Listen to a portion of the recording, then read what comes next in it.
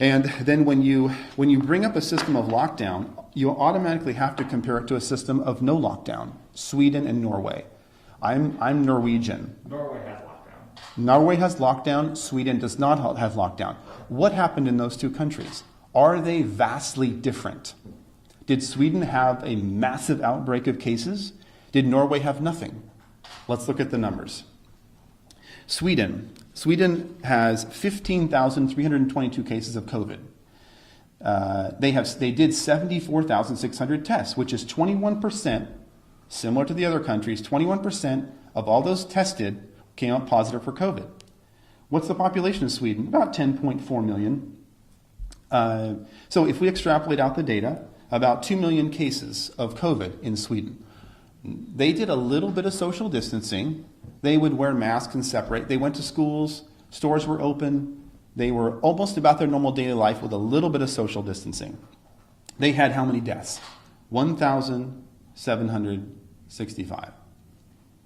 California's had 1,220 with isolation.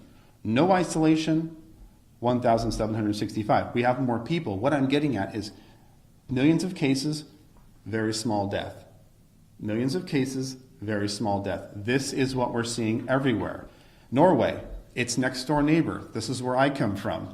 These are two Scandinavian nations. We can compare them as they are similar. Let's look at the data. Norway, 7,191 cases of COVID. Total COVID tests, 145,279. So they came up with 4.9% of all COVID tests were positive in Norway.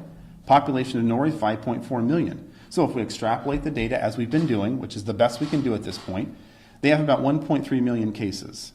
Now their deaths as a total number were 182, fairly small, but statistically insignificant from 1,700, you realize. Millions of cases, small amount of deaths. 1,700, 100, these are statistically insignificant. So you have a 0.003 chance of death as a citizen of Norway and a 97% recovery. Their numbers are a little bit better. Does it necessitate shutdown, loss of jobs, destruction of the oil company, furloughing doctors? That's the question I have for you. And I think the answer is going to be increasingly clear as we move through this data. The next thing I wanted to talk about is the effects of COVID-19, the secondary effects. COVID-19 is one aspect of our health sector. What has it caused to have us be involved in social isolation? What has it caused that we are seeing the community respond to? Child molestation is increasing at a severe rate. We could go over multiple cases of children who have been molested due to angry family members who are intoxicated, who are home, who have no paycheck. These things last a lifetime. This isn't about a seasonal flu. These are things that will follow these people and affect them in a negative fashion for their life. And these are secondary effects from COVID. And these are from me talking to ERs, talking to my doctors, and talking to people across the country and finding out what they're seeing. Spousal abuse. We see people coming in here with black eyes and cuts on their face. It's an obvious abuse case. These are things that will affect them for a lifetime, not for a season. Alcoholism, anxiety, depression, suicide. I talked to Donnie Youngblood and various people in the community, and I've asked them, how are things going? Suicide is spiking. Education has dropped off. Economic collapse. Medical industry, we're all suffering because our staff isn't here and we have no volume. These are all real things that I'm seeing every day. I don't read about this stuff. I'm seeing it in my clinics. We have clinics from Fresno to San Diego, and these things are spiking in our community. These things will affect people for a lifetime, not for a season. And here, I'd like to go over some basic things about how the immune system functions, so people have a good understanding. The immune system is built by exposure to antigens, viruses, bacteria.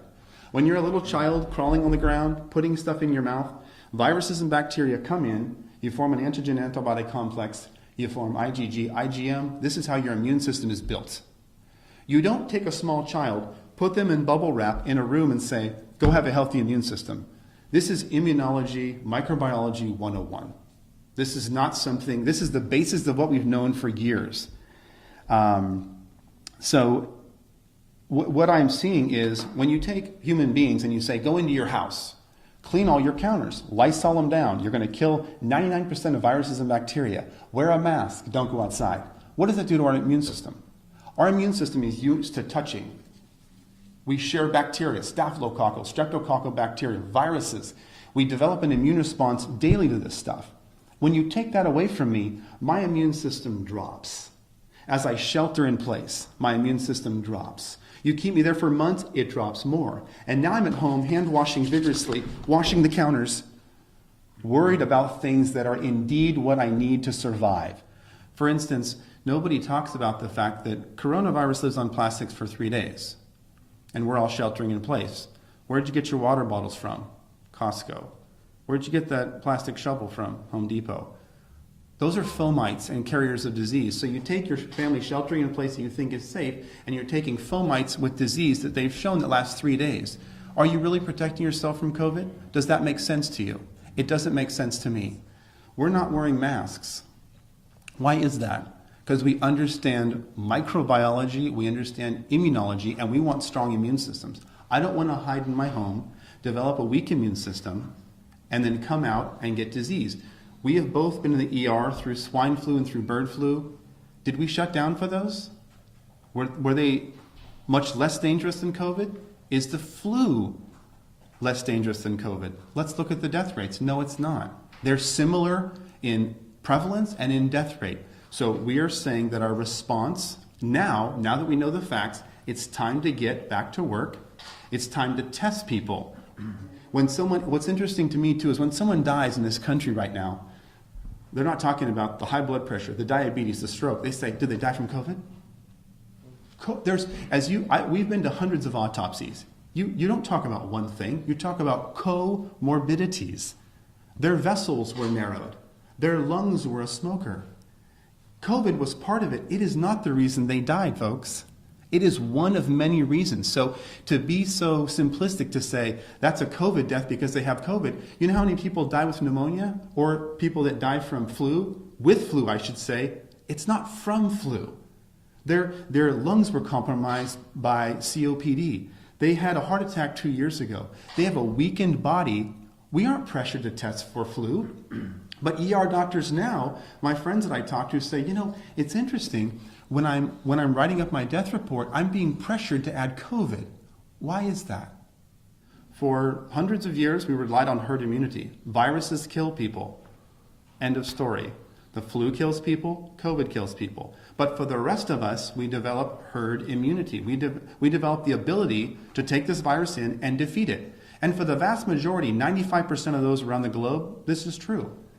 And when we look at people that have locked down and people that haven't locked down, we have massive data. It is not statistically significant whether you lock down or not. So why are we doing it? Do you think it's safe for the state to lift the lockdown? Yes. Would it be safe for people to be outside right now? Yes. I'm outside with no mask. Are the gloves and mask maybe a little bit too much right now? Is that kind of what you're saying in some sense? Again, do you want your immune system built or do you want it not built? The building blocks of your immune system is virus and bacteria. End of story.